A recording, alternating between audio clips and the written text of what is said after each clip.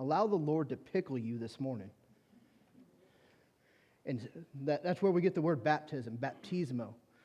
It's the transformation, a transfiguration process that takes place that, or another way of looking at it is like from when a caterpillar becomes a butterfly. And the Lord cocoons you in His presence, in His Spirit, and He takes us from a place of being a worm to being a beautiful butterfly. And we go through this metamorphosis, and it just happens because we're with Him. Not because of anything that we try on our own. I think sometimes we get so caught up in trying to manifest. I gotta manifest Jesus. Just follow the guy. You'll manifest along the way, and eventually Jesus will come out. But so often we get so stuck on not manifesting Jesus, we end up not manifesting Jesus. We get so caught up in going, I can't do this, I can't do that. I have to cross my Q's and dot my P's, and we start getting the alphabet mixed up, and we get caught up in doing everything it is that we never intended to do in the first place. But if we just focus on Him and behold Him, our likeness begins to change by proximity. It begins to happen like through osmosis. You don't have to do anything. That religion wants you to go, I have to do X, Y, and Z in order to become like Him. And if we can get you caught up in the busyness of trying to become like Him, instead of becoming like Him, you become everything not like Him. Because He just rested and allowed the Father to speak from heaven to earth to create and form His identity. He didn't necessarily he wasn't trying to become like anyone. He was just being who He was. Because that's who He was created to be. But religion has indoctrinated us and told us that we're not like Him. Well, where did that lie start? Who told you that you were naked?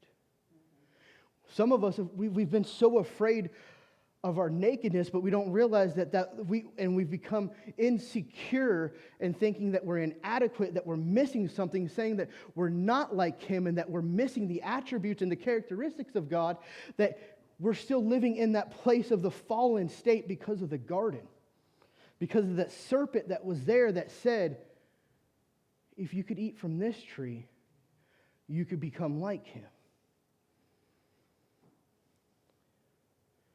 And I want to tell you this morning, you are already like Him. The people out there, we go, well, they're not in church this morning.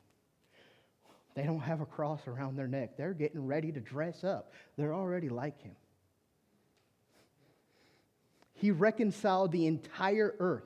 2 Corinthians 5 tells us that one died for all so that all could be reconciled back to Him. The world can be reconciled back to Him. So everyone's already reconciled. They're just in this process like the prodigal son, and He's just waiting for him to come home. He's longing for His kids to come home.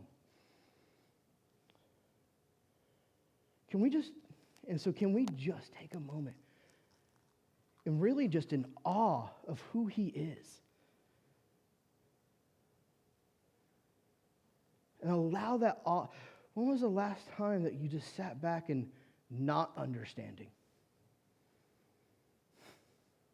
If we could lose our lack of understanding of God, we might meet Him. We got to get out of here.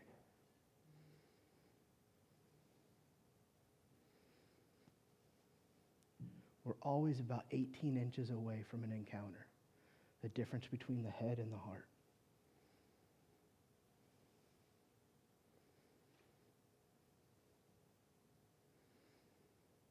So let His Spirit just rest on you this morning.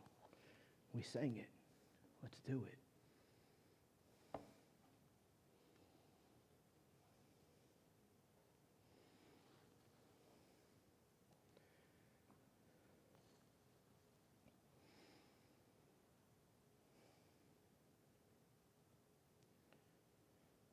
Lord, we thank you for your presence. We thank you for your majestic nature that is resting in this place. The God, that creative miracles are taking place that we didn't even know we needed in our bodies. That you're transforming our hearts.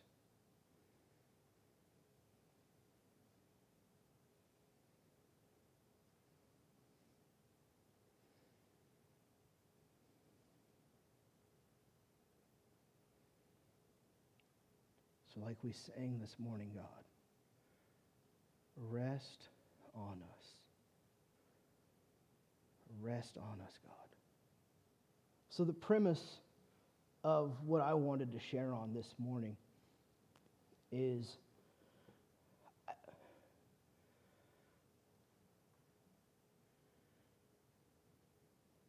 with so many times that we go about life thinking that so much in God seems so happenstance. It's not necessarily orchestrated in some type of fashion. We feel like we're always kind of just riding a roller coaster, but with no tracks. We don't, why am I here? What am I supposed to be doing? Like, you know, I feel out of place, all these different things. It's like we're part of some type of like divine chaos theory in the earth, and we're trying to figure out, you know, what is this that we're doing right now? Well, I come here on Sunday because I'm supposed to be here. I go to work on Monday because I'm supposed to be there. But he is far more intentional in what he does and where you're at and what you're doing than I think we could ever realize. That nothing with him is just on a whim. It seems like it's on a whim to us, because sometimes if we knew the plan ahead of time, we would try to control the plan. Can we be honest? If we knew the plan ahead of time, we would try to control the plan ahead of time. Yeah. We would try to make changes all along the way. We don't like the color of something, you know, whatever it might be. I don't like the road I'm on. We would try to change the destiny. I don't want to go there, whatever it might be. And so it seems like it's on a whim. It seems like it's random. But he has this way of orchestrating what looks like to us chaos. You get people that are extremely like organizational, and like they like to have all their ducks in a row and all this other stuff, and you know, and they're like, God is a God of order, and I'm like, yeah, God's idea of order is a little different than our idea of order. We want 3 songs and like a 48-minute message, maybe a light prayer. It's nothing too convicting, and we want to go and get to the Olive Garden before 12:02 because the crowd comes. But his plan for us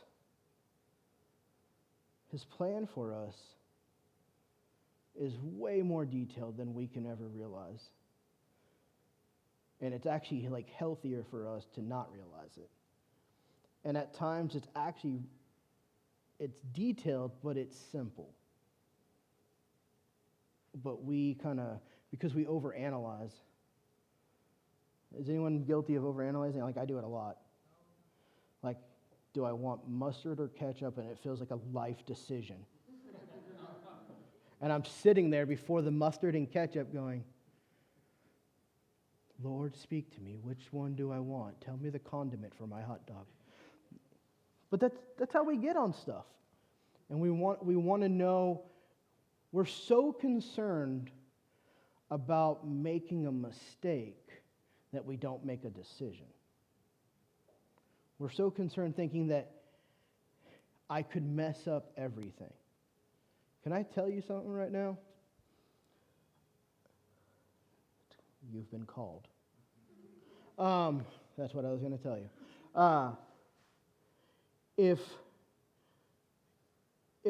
If Adam and Eve can come out of the fall of humanity and God can redeem their lives,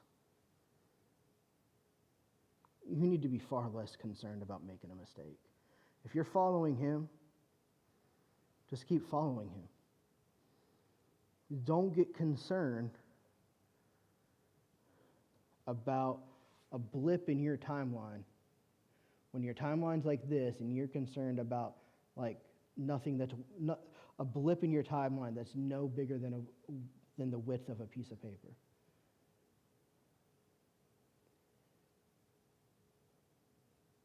The way that he has it all set up for you,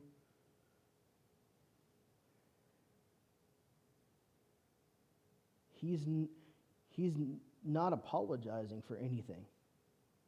He's not looking in the earth and going, oh man, I wish Mickey would have done this differently. He's going, all right, we're just going to go down a different path a little bit. But I'll get you back there. And in this life, we sometimes we carry this burden of not realizing that who you are in your existence is not a mistake. And it's hard for us to get past that because we feel like we're just here. Well, my parents, there's children in the room. I had to scan. my parents procreated, and then 9 months later, here I am. I didn't have a choice in that. But you are here with significance and purpose.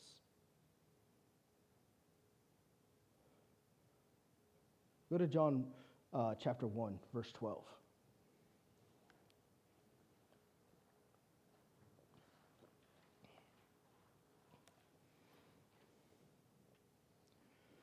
Wesley, I kept thinking about the radio commercial where the calendar of the lady that she could be caught in a flash of blood next Tuesday. And she's like, that won't do for me. Can we reschedule? That sounds like most people. Cancel that meeting, please. I can't really plan an inconvenience right now. Can you come back later? John chapter 1, starting in verse 12.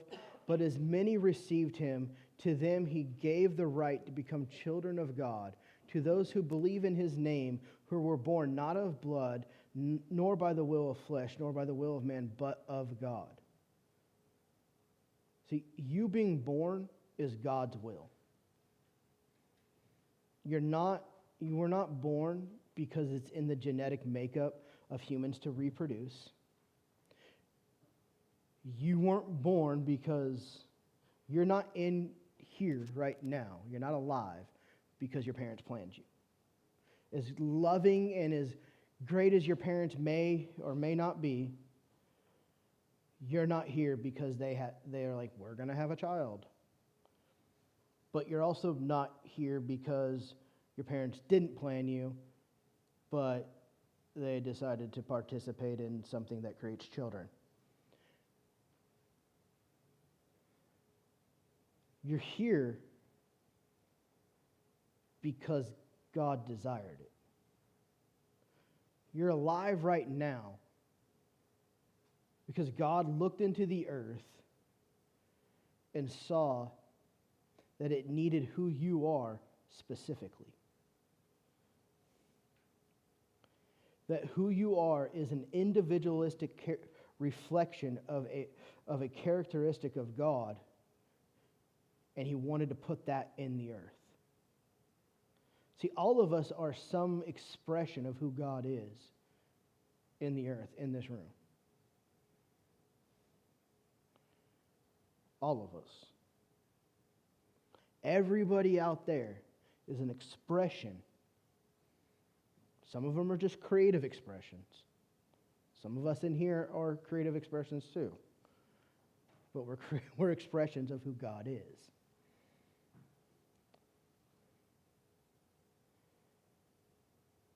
So when God looks into the earth and considers you, he puts you in as a divine moment for the earth. You are the earth's kairos moment.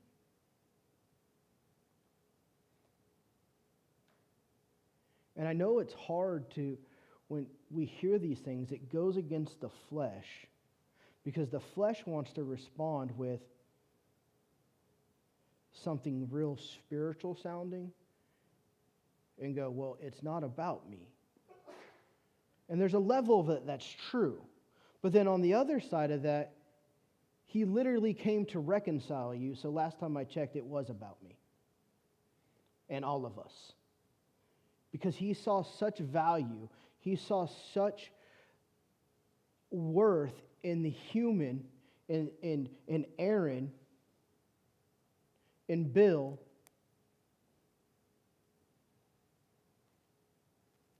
that he had to have you back a part of the family, and he had to do whatever was necessary to bring everything back together.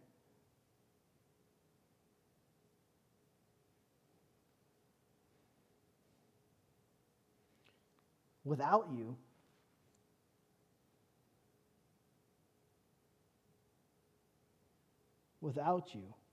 here, this world wouldn't be the same.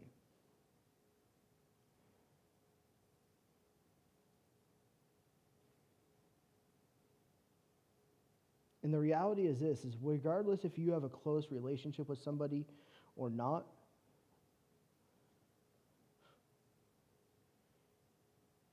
whether I see you just on Sundays or Fridays, or I see most of you on Sundays. That's not a jab at all. You guys are out and about in the city on Friday nights. Come out.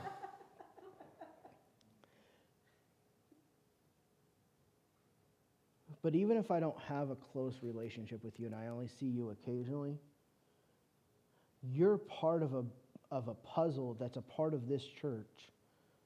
You're a part of a collage that's a part of this church. And when you're not here, it's felt, it's noticed. The picture isn't complete. There's a blank spot in the canvas. It's kind of awkward. Everything's all beautifully colored and organized in the right way. And then there's this blank spot in the canvas. And so, but when you're here, you help complete. Because even if you go, well, I don't do anything. I just show up. Who you are.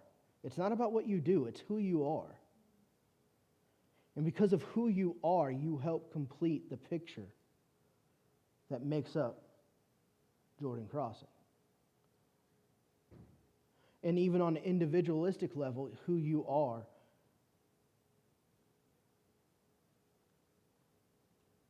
adds to someone else's life. And sometimes you may not know it. But that's how God created you to be in this moment, in this place. And so, in this, you're not here by some type of just random occurrence. It isn't just like, oh, I finally found a church I like, or I finally found a church I don't have to wear a mask when I walk in, whatever it is. However you want, it's more than just what you think in a carnal fashion. It's more than what I think in a carnal fashion. I'm just here because I had some stuff happen in my life, and then I needed to get the heck out of Dodge, and so I ended up here, and I got with these crazy people, and I'm from California, and people are trying to figure out if I'm really Californian, or am I, I was asked last night, are you Californian, or are you normal? And I said, I live in Shreveport. What's that tell you? I live by the beach, and now I live near a swamp. Nothing like that smell of swamp and gator in the morning. Just put some slap your mama on it. Ah, that's what it's supposed to smell like right there. I'll tell you what. Mm-hmm. And some crystal hot sauce on it. Aaron's like, stop it, man. I'm getting hungry. Put it on a biscuit and throw some gravy on it, and we're good to go. Woo!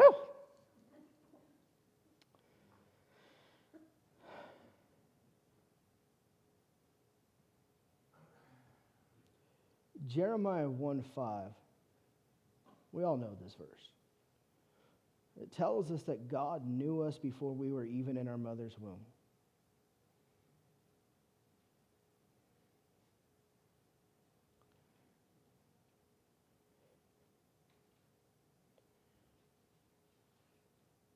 Baby Ezra was planned way before.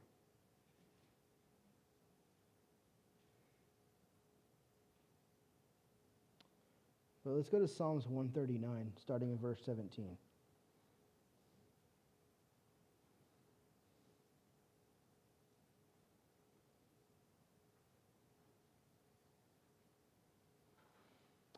How precious are your thoughts about me, O God. They cannot be numbered. I can't even count them. They outnumber the grains of sand, and when I wake up, you are still with me.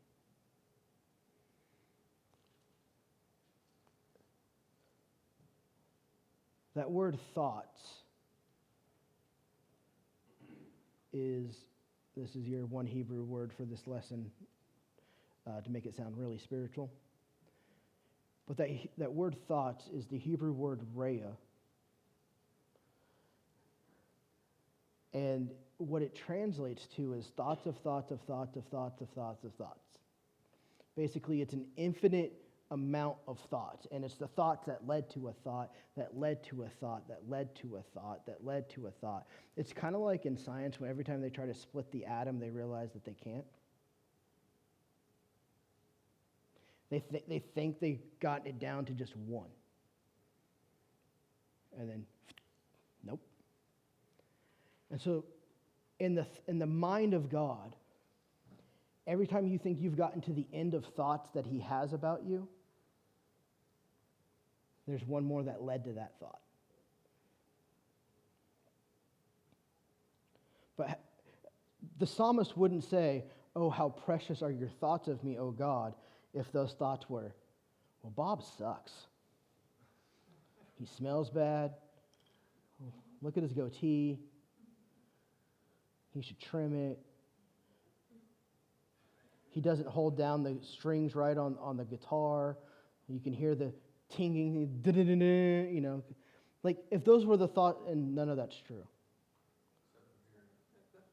No, you have a beard. It's magnificent.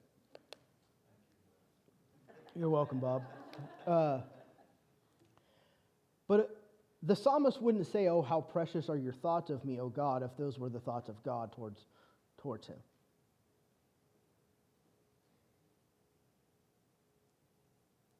Right? But we tend to walk around with, well, God thinks I'm this. How many of you have said that? How many of you said because you're in a bad place, God thinks X, Y, Z about me, but it was subpar. It was almost like God thinks I'm screwing up, God thinks this, God thinks that. Right? But you're still not going to go, how precious are your thoughts of me, O God? If that's even true. But his thoughts are so many they can't be numbered. They outnumber the grains of sand. Have you ever tried to clean sand out of your car? You have to light the car on fire. And just get a new one. That's the only way to get rid of sand in a car. Science. Revelations 22:13. The Lord announces that he is the beginning and the end, the Alpha and Omega. He's an infinite loop.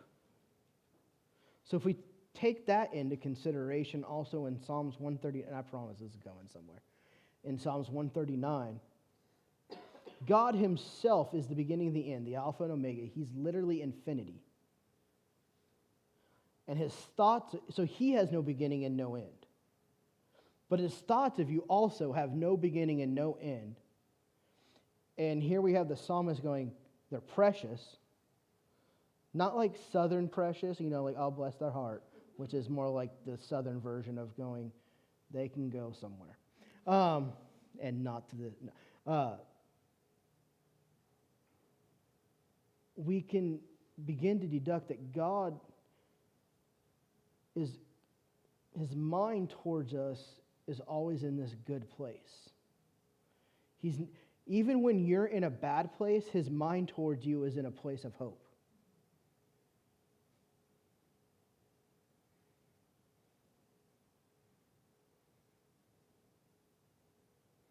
Even when you're in the pit, his mind about you is you out of the pit.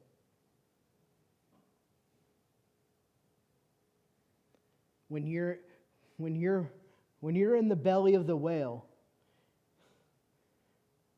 as Jonah described, he goes, I'm in Sheol. Sheol's a fancy way of saying, I'm in hell. Or, to break it down even more, I'm in the middle of a country song.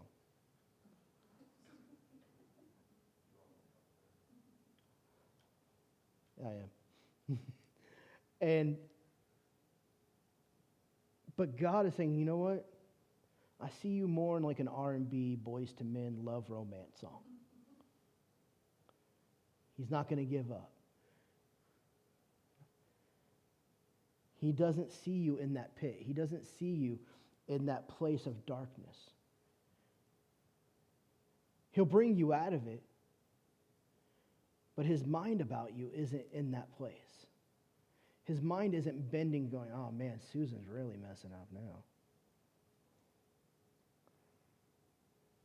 And yet we have this mentality at times when things aren't, when we feel like we're in a bad place, and like then we get into a car wreck and we go, oh, God was just teaching me something. I got into a car wreck and it was God delivering me out of my car. Like not me projecting out of my car. He got me into a better car with a better deal. Even now I'm in a situation, I wish I could, I can't share the full details of it yet, but when I get to,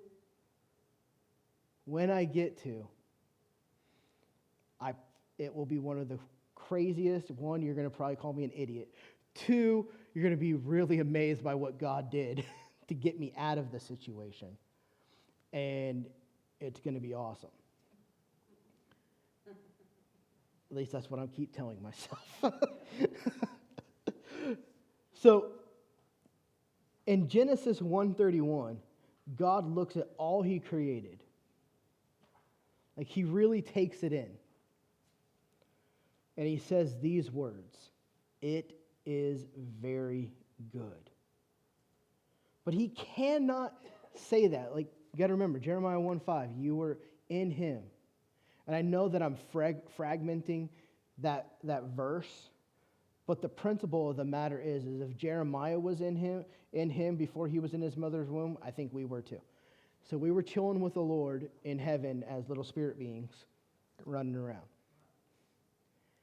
And he's looking, and his thought, it's somehow in his like mind, because it's multi-tracked and multi-layered, it's multi-dimensional, and his mind is on Judy and Pat and Ezra and David and Susan and Bill and all these, but at the same time, and every thought that he has about each of us is good. And so he's incapable of actually looking at everything that has been created within him and by him and saying it is very good without actually talking about you. Now, he knew now. He knew then, and he knew now. But he cannot say it is very good without taking into consideration Dylan. Right here, right now, today. He can't make that declaration about what he created. Because it's in him. It's on his mind. He's already there. He couldn't say it is very good and be thinking about the time that I just was being a bonehead.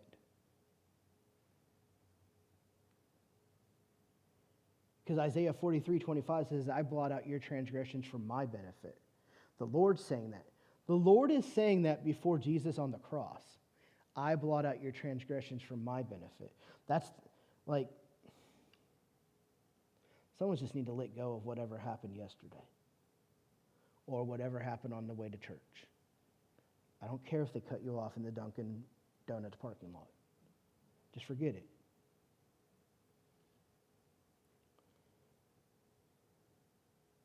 None of this is happenstance. None of this, of you even being in this room, is by some random occurrence. Being here today, it's not a random occurrence. God didn't twist your arm to get here, but he probably opened the doorway for you to be here right now, today. None of it was just something random. But there's a purpose and there's an intention. And this happens on such a micro...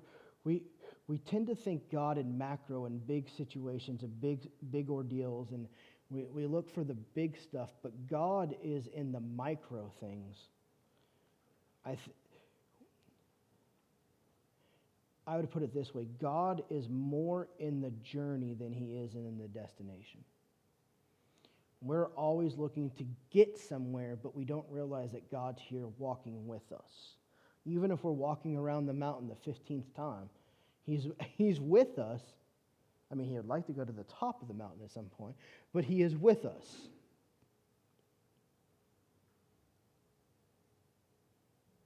And he does things on a micro scale, on a micro way of doing things, down to a cellular level that I think more than sometimes we can fathom.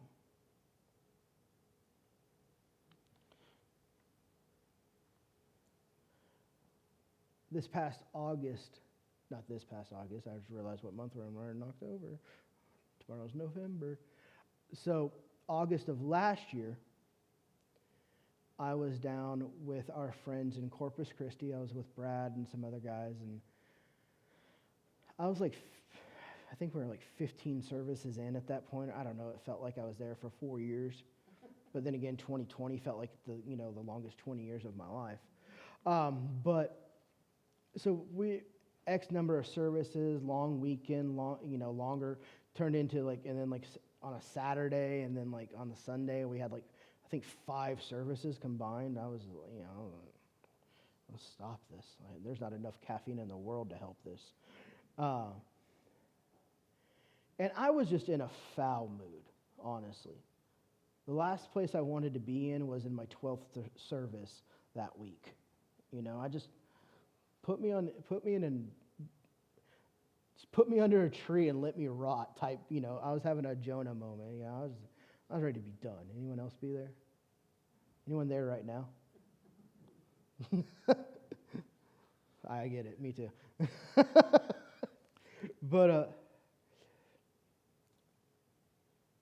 And so I just kind of closed my eyes, mainly out of frustration. Just honest. Like I said, I was just, mentally I was in a bad spot. Just, why am I here? I don't need to be here. I'm not doing anything. I'm literally sitting in a chair. I've had so much caffeine, I'm just angry. I'm just hyper and angy. Hyper and angy.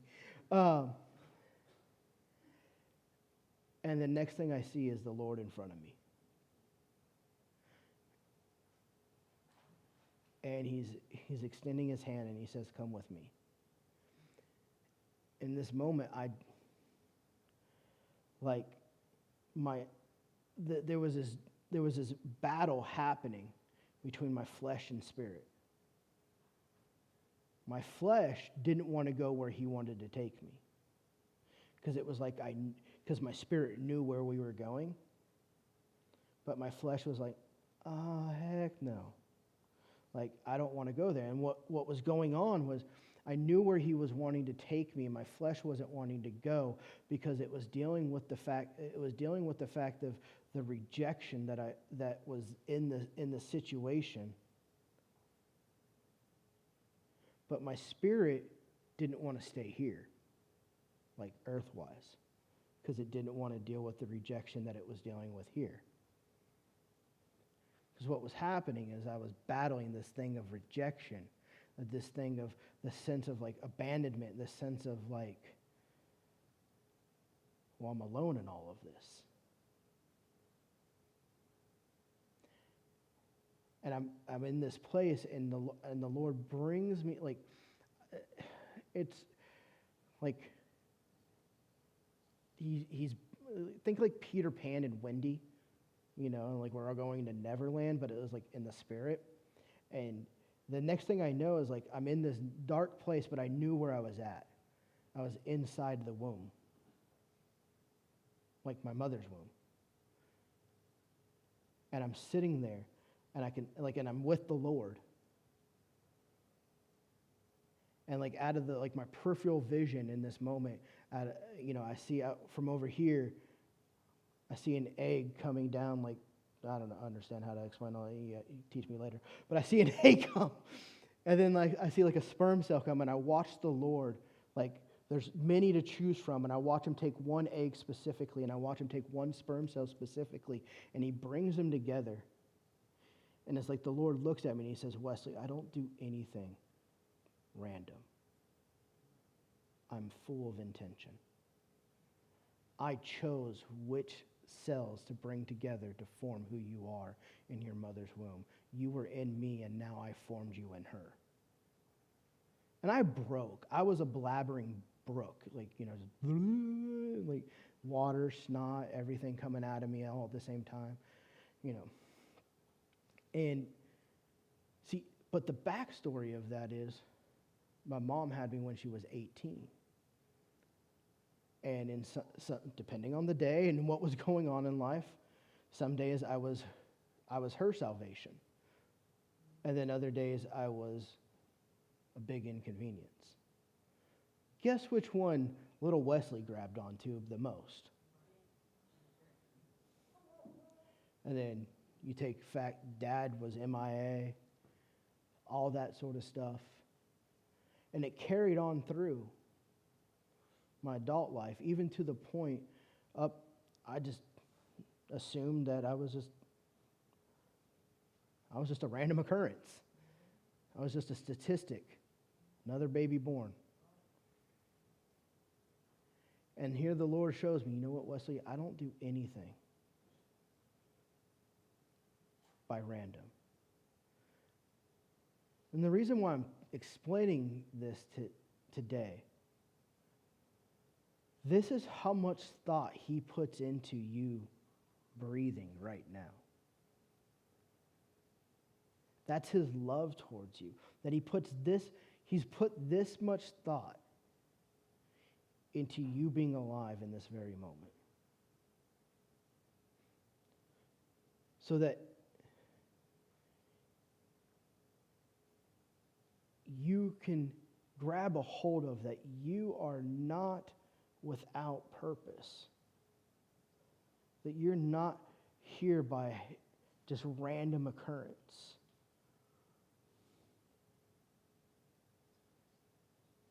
But it's not about what you do, it's about who you are. What you do comes after the fact, but who you are is an expression of who he is. And without you being here, we miss that part of who he is because you carry it. But no one's going to carry an expression of God like Miss Pat carries the expression that he put through her.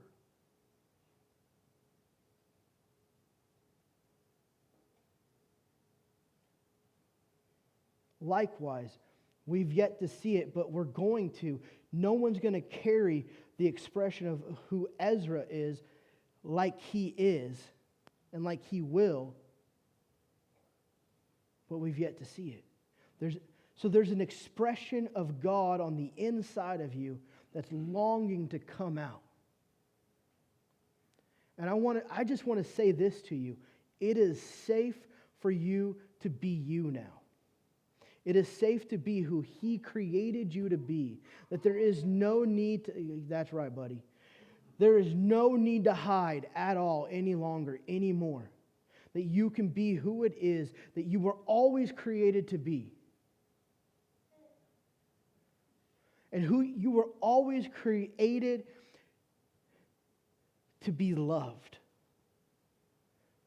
For one reason and one reason alone. You are lovable. And it's not that you're just loved, but you are loved. Because He is loving. You were created in His likeness. So that makes you love. That's who He made you to be. See, all these things have tried to take us away from who we are. Whether it's been the pain of life, it's been broken relationships, it's been failed moments, whether it was a failed marriage or a failed business adventure, whatever it was, there was an event that took place that tried to take you away from who you were always created to be. And God has always been reconciling you back to that person, reconciling you back. It doesn't matter what it was. It doesn't matter what it's been. You can't come up with something too big for Him to ultimately reconcile you back into your original God-given identity of who He created you to be, which is to be loved. Because we know love first. We can't even express a form of worship without actually Him loving us first. You get that?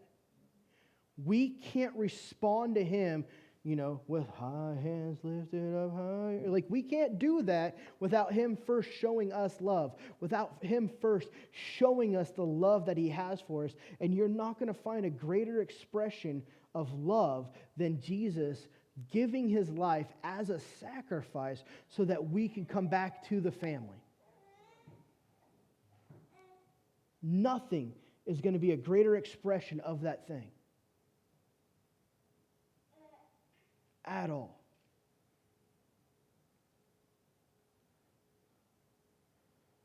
So think about, for everything that you've had to endure, really that's been the fight to try to keep you away from where you're supposed to really be. But He's just bringing you back.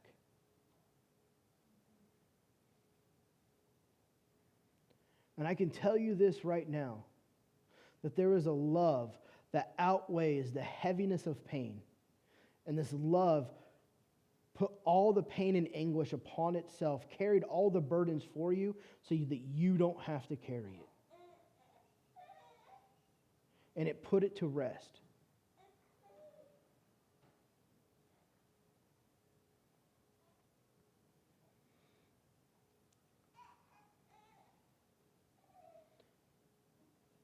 He's not going to love you any more than what He does right now.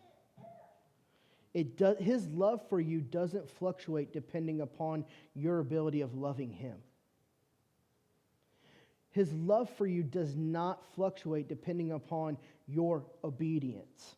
Hate to break the news to you. His love towards you doesn't change, doesn't waver, hasn't wavered, won't change, and has no plan on changing.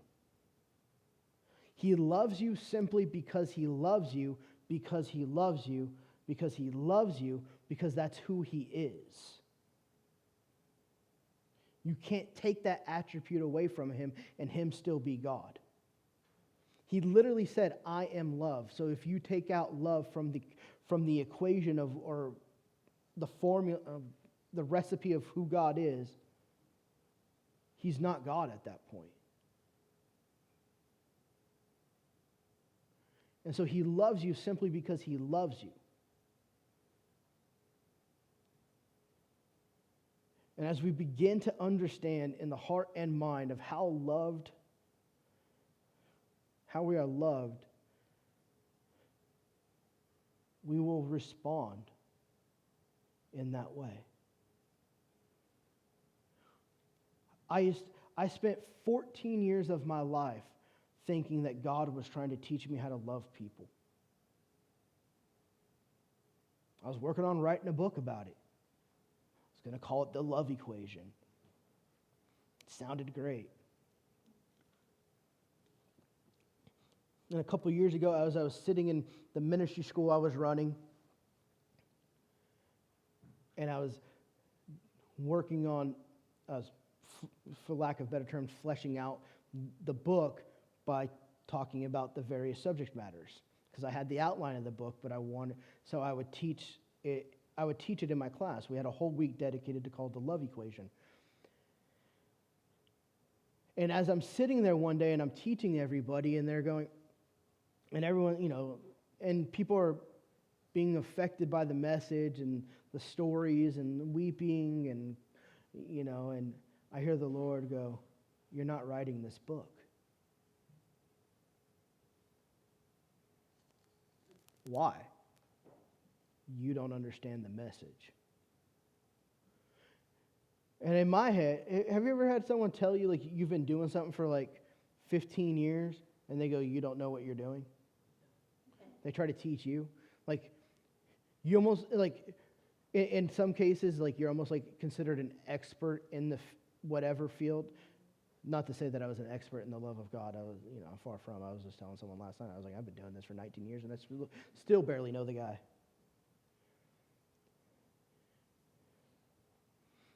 And then I go, "What do you mean I don't know? I've been doing this for 14 years. Don't you know?"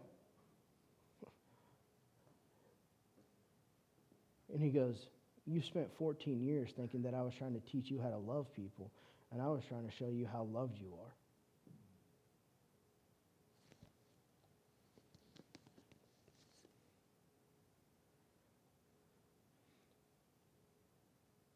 And if that doesn't say anything about the psychology of how we tend to think, I know that's probably an evil word in a charismatic church, but get over it.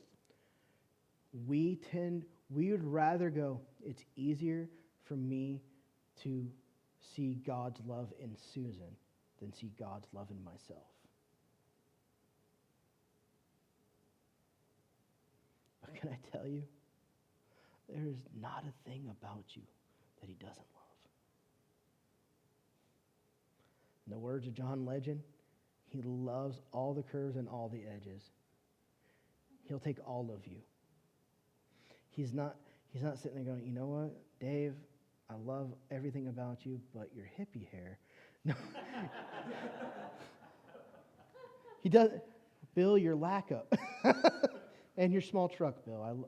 I love that too. He takes it all in. It doesn't matter. Wes, and your horrible sense of humor, I love you. I love all of it. And he brings it all in. He takes the flesh and the spirit, the wheat and the tare at the same time. And he loves it, and it begins to sort itself out. And as you begin to realize of how loved you really are, and you begin to see the nature of who you really are,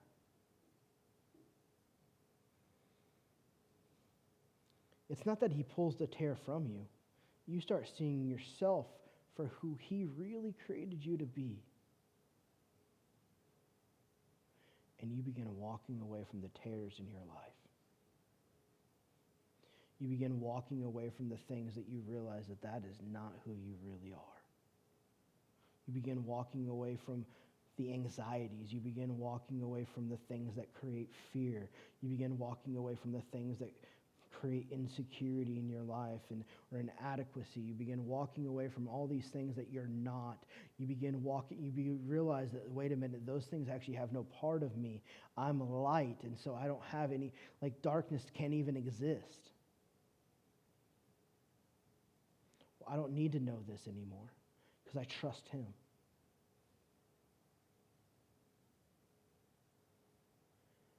He loves 100% of you.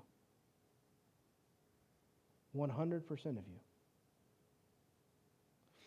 There is absolutely, we're not taking God by surprise. If I had the number of conversations I've had in my life where someone sits down across from me, because every time someone has a bad time or a bad day or a bad experience, I go, let's get pie. And I'll go get pie with somebody because I feel like if you give people pie, they'll open up. Just a secret. And we go and get pie and we sit down, I go, what's going on in your life? Well, I don't know if God will ever look at me the same. I don't know. I've really messed up this time. And I go, well, and they go, I don't know if I want to tell you even because I'm afraid of what you're going to think about me. And I go, I can tell you right now that God rushed into the fall of humanity with Adam and Eve to put things back together, to save them. So whatever you're dealing with, unless it's bigger than the fall of mankind,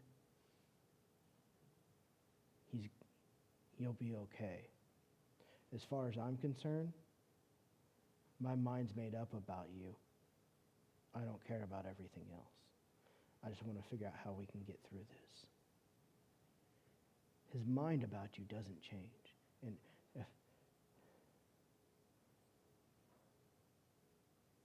it hasn't changed.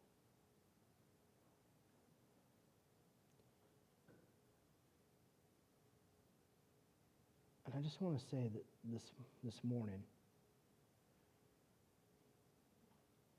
today's a good morning to get rid of some stuff that you've been carrying, that you feel like maybe is, well, because this happened, and so God's holding this over me. What I can tell you is he's not. I'm not making a prophetic decree. I'm not, your sins are forgiven. I'm not doing that. I'm literally, through Scripture, you can see that he's not holding it against you. He says it before the cross and after the cross. The problem is we hold on to it. And we allow it to weigh down ourselves. But if we can embrace the power of his forgiveness and let go whatever it is that we're holding on to, there's a freedom. There's a freedom here for each individual here to just let go of anything and everything that's been held over you. And it's a time for you to start brand new. You go, how can I start brand new? I'm 74 or 47 or 38. How can I start brand new? If his mercies can be new every morning, then I don't see a reason why not Wesley can't be new every morning too.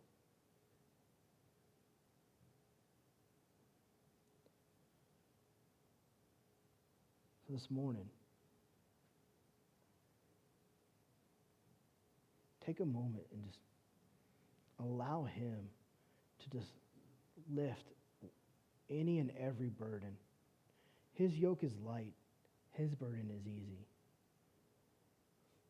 If what you're facing has got you exhausted and wiped out and you feel like you've been running and constantly running, that's not his burden. That's not his yoke. His burden is light.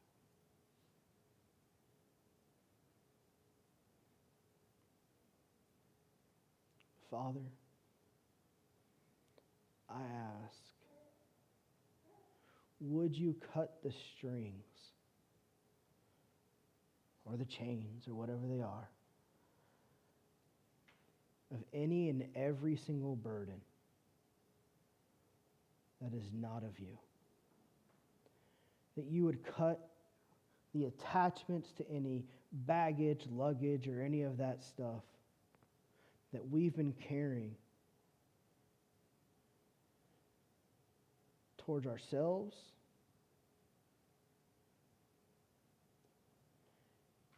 and let it just fall off. Let it just fall off.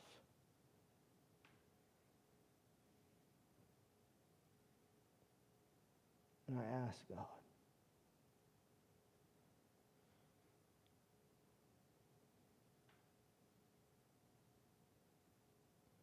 let your love, your real, genuine love, fill this room. Fill us.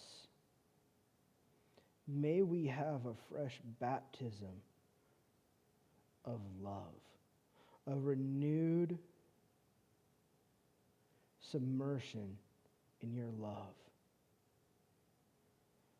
That the scales would fall from our eyes, that the coverings would fall from our ears,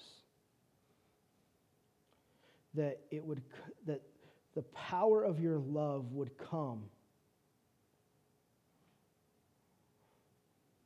and heal the wounds in our backs.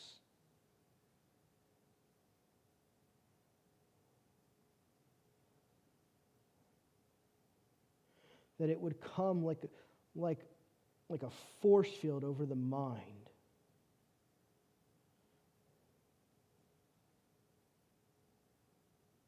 And protect from those thoughts.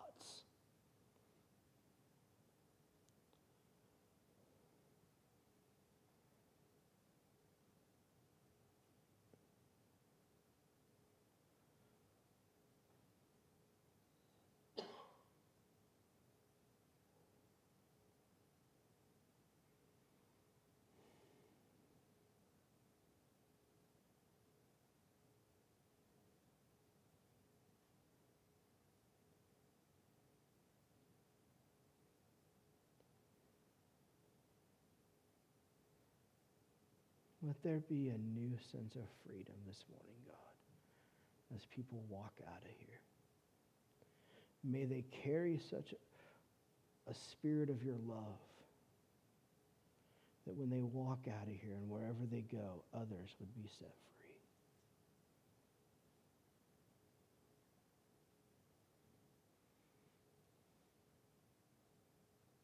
That others would be set free. We thank you, Lord.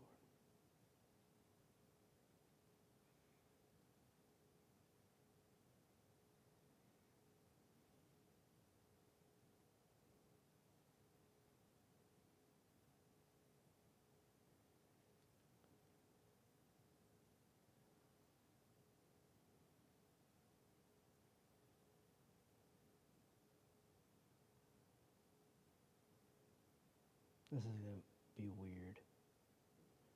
I've never done this. If you need a hug, just come here. This isn't my normal cup of tea, but if you... I promise I don't smell bad, but if you just need a hug.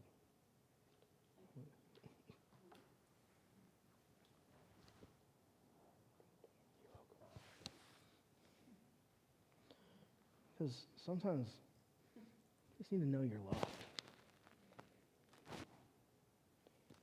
But you guys are also dismissed.